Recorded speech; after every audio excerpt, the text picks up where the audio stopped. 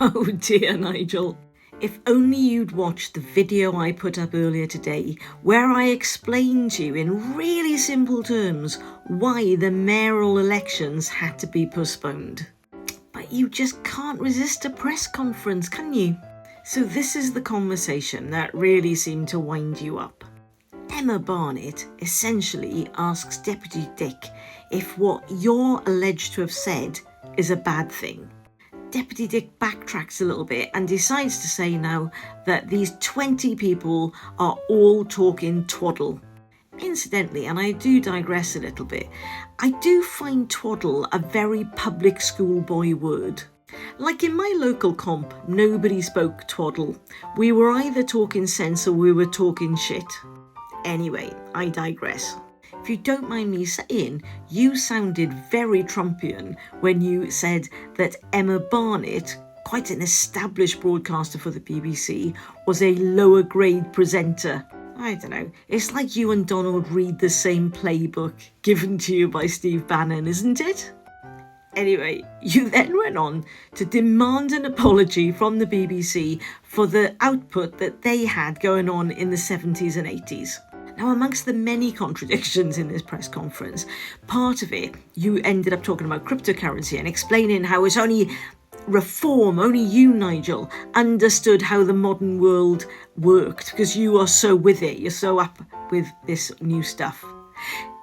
Except, though, you also then started talking about Alf Garnett and the black and white minstrel shows. And I should imagine the younger people that follow you will quickly now be Googling to find out what on earth you were talking about. But it's also true to say that Lee Anderson, if he had his way, would still be watching all the stuff that you were condemning today in your press conference. Like apparently him and Deputy Dick had a right old laugh with Jim Davidson. That'll be Jim Davidson that is still doing the material today that you slagged off Bernard Manning for doing. Now, I know I keep saying you're stupid, but this press conference today really proved that I've got a point.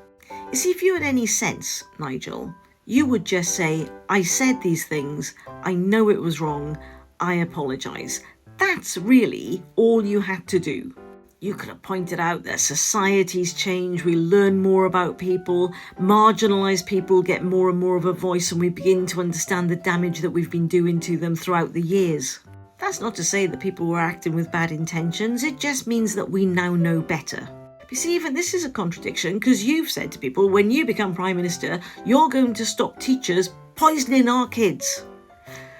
And by that, you mean the teachers telling our kids what we now know about the damage that our actions have caused marginalised groups.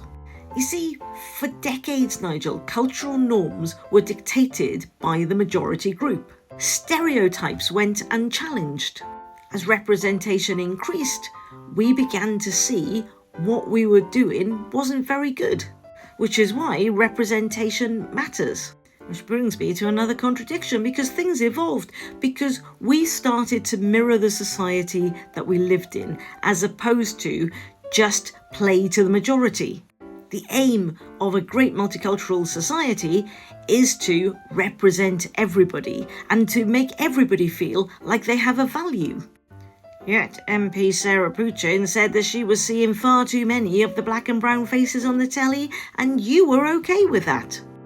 You see, this is why you shouldn't try to be clever, Nigel, because even Christopher Hope of GB News, your mate, has had to report that the way you handled yourself in that press conference did look like you'd admitted to saying the stuff that everybody's saying that you said. So it wasn't twaddle at all. But then we already knew that, because you'd admitted it in 2013, which makes even more of a mockery of Deputy Dick doing the media around saying, why have these people come out of the woodwork now? They didn't. They came out of the woodwork in 2013. And when you were confronted about it back then, you said, yeah, of course I said some things that might have upset them. And then it came up again in 2019. By this point, you said, as your defence, everybody was playing around with extremism back then. I mean, we weren't, but that was your defence then. And it was brought up in 2021. And then you said, yeah, well, the terms of abuse thrown around by 15-year-old boys was limitless. But remarkably, when it's been brought up again this time, you decided to deny it first of all. In fact, your barrister first said that they were going to sue the newspaper for running the article. Although, even your barrister had to pipe down when the newspaper pointed out you'd already admitted these things back in 2013. But here's a contradiction as the denials continued. You want us to believe that these people from 50 years ago couldn't possibly remember what had happened in the playground, even though what you said was absolutely horrific to them and was probably ingrained into their brain for the rest of their lives.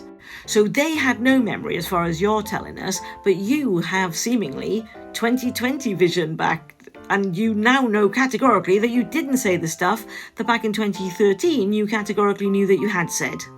I mean, it was a messy press conference, whereas Trump just shouts, fake news, move on. You were shouting out Bernard Manning. Although, as an aside, and equally as desperate, the fact that you were proud to say that Donald Trump is your friend is really brave right now. Here he is, earlier in the week, falling asleep at a cabinet meeting. I mean, I keep saying this, Nigel. You are Reform's greatest liability. I mean, you're also their greatest strength. But if they got rid of you, that's it, isn't it? Reform actually wouldn't exist. But I guess it's a concern that you're building up a narrative that all these people are picking on you to try to bring you down. Whereas it's your own words and your own actions that will bring you down in the end. Anyway, the greatest contradiction of all at this press conference was that you were there trying to say that Labour were a threat to our democracy. And yet you've already said, vote for me and my friends are going to be in the cabinet, not anybody you've elected. Oh dear, what a tit, as you were.